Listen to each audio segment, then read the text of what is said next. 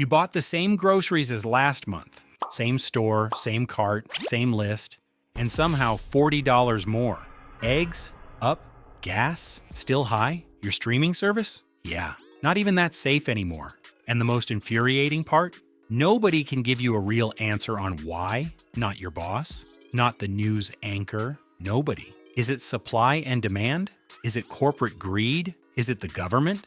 What if I told you it's all three and also none of them depending on the day? Most people will live their entire lives inside this system and never understand how it actually works. What even is the economy? Before we get into the chaos, we need to understand the thing that contains all of it, the economy. And before your eyes glaze over, I promise this is not a lecture. The economy is not Wall Street, it's everything. Every dollar you spend, every hour you work, every product, paycheck, and bill, it's 330 million people all just trying to get what they need. That's it. That's the whole thing. The US economy is a $25 trillion machine. That number is so big it stops meaning anything. So here's a real comparison. If you spent $1 million every single day, it would take you over 68,000 years to spend it all. That is the scale. And prices? Prices are not just numbers on a shelf. They are the nervous system. Every price is a signal, a message, a real-time update from the economy saying, more of this, less of that. Here's the whole thing explained in one image. Farmer's market.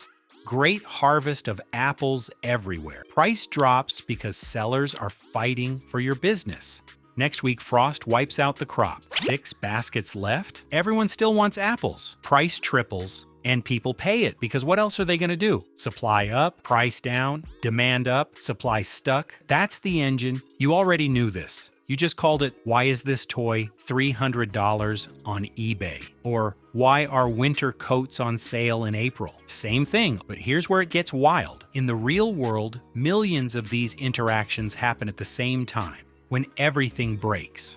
2020, the world shuts down. Factories stop, ships stop, trucks stop, store shelves start looking a little post-apocalyptic. But here's the thing nobody expected. Governments, especially the US, start pumping trillions of dollars into the economy to keep people afloat. Stimulus checks, business loans, federal programs. People have money, but the stuff isn't there. Inflation explodes. And then before any of that settled, a war broke out in Ukraine. Ukraine and Russia together supply a massive slice of the world's grain. Russia is one of the biggest oil producers on Earth. Sanctions hit, supply tightens overnight. Oil blows past $120 a barrel. Gas in the US hits $5 a gallon nationwide. You didn't need to know anything about Eastern European geopolitics to feel it. You felt it at the pump. You felt it in the bread aisle. That's what global economy actually means. Eggs doubled in price because of a bird flu outbreak. Gas jumped nearly 40% in a single year. Manhattan rent crossed $4,000 a month for the first time. And the word on everyone's lips? Inflation. Inflation just means your dollar buys less than it used to. In June 2022, US inflation hit 9.1%, nearly 10% more expensive, on average, across everything. That's not a price tag problem, that's a system problem. And the system was cracking. The system fights back the Federal Reserve. When inflation gets this out of control, someone has to grab the wheel. Enter the Federal Reserve, America's central bank. And in 2022, they cranked it all the way down. Their main tool is called interest rates. Basically, the price of borrowing money. Raise them and suddenly mortgages cost more. Car loans cost more. Business credit costs more. People slow down. Businesses stop expanding. Demand drops. And when demand drops, prices stop rising as fast. But here's the catch. Raise rates too fast? You don't just cool the economy. You freeze it. Jobs disappear. Businesses that were barely hanging on start failing. Recession risk rises, so the whole game becomes kill inflation without killing the economy. Performed in public, under enormous pressure. When rates rise, your mortgage goes up, your car loan gets heavier, your small business credit line shrinks. The cure comes at a cost, and that cost is almost always paid by regular people first. The human cost. Behind every price hike, there's a real story. A mom skipping dinner so her kids can eat. A retiree watching their savings quietly lose ground. Workers demand raises. Companies cut staff. Investors panic. Every group is pulling in a different direction.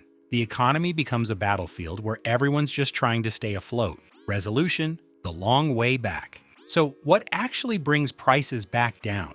It's never one thing. It's a combination of interest rates cooling demand, supply chains slowly recovering, and governments adjusting course. All of it is grinding in the same direction until something finally gives. By late 2023, inflation starts to cool. By early 2026, it's back to 2.4%, from 9.1 to 2.4. Egg prices fell by over 30% once farms recovered. Gas pulled back below $4. People adapted. Stabilization doesn't feel like a victory, by the way. It's quiet. It shows up in a grocery receipt that didn't shock you this week. What to do with all this? Prices don't rise because one villain decided to get greedy. They rise because of systems interlocking invisible systems that most of us were never taught to see. And sometimes those systems break hard. Understanding this doesn't just make you smarter, it makes you calmer. When gas jumps 30 cents overnight, you don't panic. You read the signal. High prices carry the seed of their own solution. They push producers to make more, push consumers to cut back, and eventually prices come down. But it's the mechanism, and it works. If this changed how you see the world a little bit, and subscribe. Because in a world where everything costs more, knowledge might be the one thing that still pays dividends.